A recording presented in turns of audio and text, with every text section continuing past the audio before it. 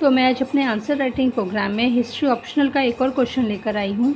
तो चलिए देखते हैं आज का क्वेश्चन। आज का क्वेश्चन है 19वीं सदी के पूर्वार्ध में ब्रिटिश साम्राज्यवादी प्रसार की नीति औद्योगिक पूंजीवाद के हित से प्रेरित थी। विश्लेषण कीजिए। इसमें कहा जा रहा है कि जो 19वीं सदी के जो शुरुआत में ब्रिटिश साम्राज्यवादी प्रसार की जो नीति थी वो औद्योगिक पूंजीवाद से प्रेरित थी। अब कैसे थी, तो चलिए देखते हैं आंसर में। आंसर, जहां 18वीं सदी में ब्रिटिश कंपनी की नीति का बल यथासंभव भारतीय राज्यों के अधिग्रहण से बचना रहा था, वहीं 19वीं सदी के पूर्वार्ध में ब्रिटिश नीति का हर संभव भारतीय राज्यों के अधिग्रहण करने पर रहा था। इस तथ्य की व्याख्या बदले हुए औपनिवेशिक हित के संदर्भ में किया जाना चाहिए। अब इसमें क्या कहा जा रहा है?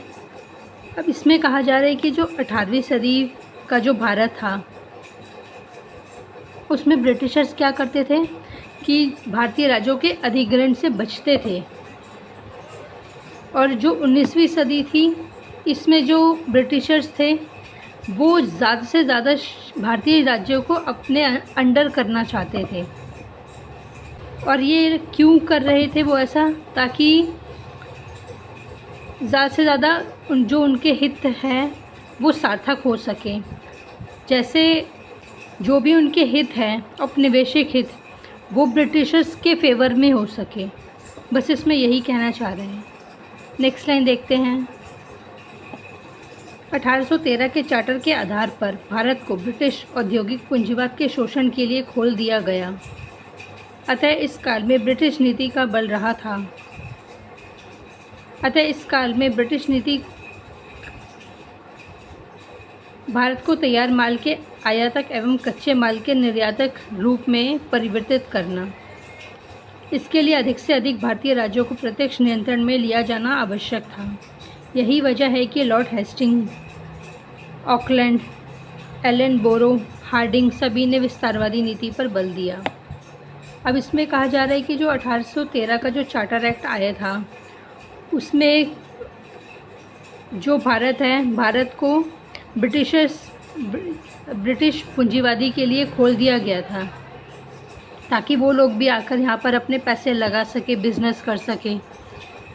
तो इसमें यही कहना चाह रहे हैं कि भारत के शोषण के लिए ब्रिटिश औद्योगिक पूंजीवाद को खोल दिया गया था। और सबने पढ़ा हुआ होगा 1813 का चार्टर एक्ट कैसे आया था, क्यों आया था, उसमें क्या क्या प्रावधान किए गए थे।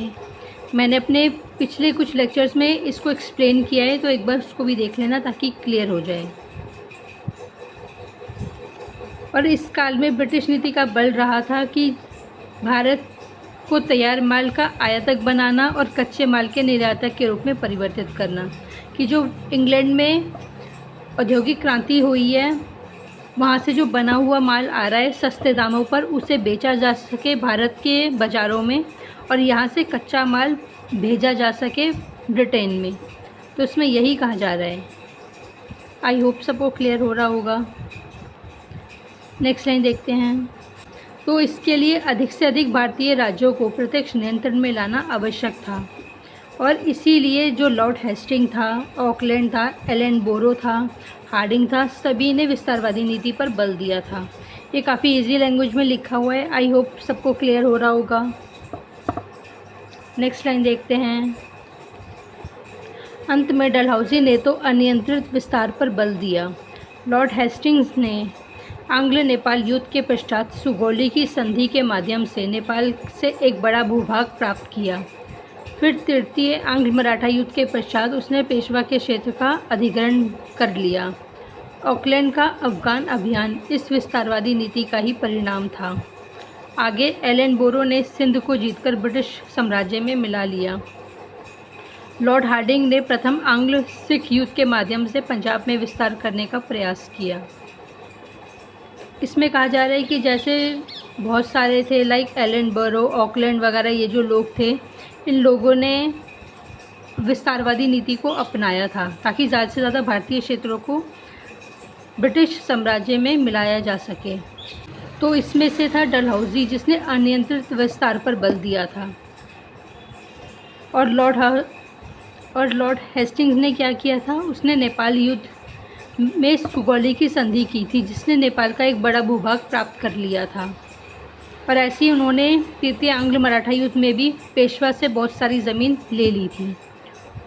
और ऑकलैंड ने भी यही किया था अफ़गान अभियान में, उसने भी विस्तारवादी किया था और वहाँ का भी बहुत सारा क्षेत्र ले लिया था। एलनबरो ने भी यही किया था कि सिंध को जीतकर ब्रिटिश साम्राज्य में मिला दिया था। और लॉर्ड हार्डिंग ने भी यही किया था आंग्ल सिख युद्ध में, उसने पंजाब में बहुत सारा पंजाब का एरिया ले लिया था युद्ध के द्वारा। तो इसमें यही सब कहा गया है और ये सब काफ़ी इजी लैंग्वेज में लिखा है, आप सबको क्लियर हो रहा होगा। फिर डलहौजी ने विस्तारवादी नीति को आगे बढ़ाने के लिए युद्ध एवं विचारधारा दोनों का सहारा लिया। युद्ध के माध्यम से उसने पंजाब, सिक्किम, लोअर बर्मा आदि क्षेत्र का अधिग्रहण किया। वहीं व्यवगत के सिद्धांत की घोषणा कर उसने 7 राज्यों को मिलाया। अंत में उसने कुशासन की अवधारणा पर बल देकर अवध का अधिग्रहण कर लिया। इस प्रकार हम देखते हैं कि ब्रिटिश औद्योगिकीकरण की ज़रूरत ने भारत में विस्तारवादी नीति को प्रोत्साहित किया। अब इसमें क्या कहा जा रहा है, इसमें बोला जा रहा है कि जो डलहौजी की विस्तारवादी नीति थी उसको युद्ध एवं विचारधारा, उसने दोनों का सहारा लिया एरिया को कैप्चर करने के लिए। उसने युद्ध को भी अपनाया और उसने जैसे कि उसने युद्ध किया था पंजाब के साथ, पंजाब का एरिया ले लिया। और उसने सुगौली की वगैरह की बहुत सारी जो संधियाँ की थी,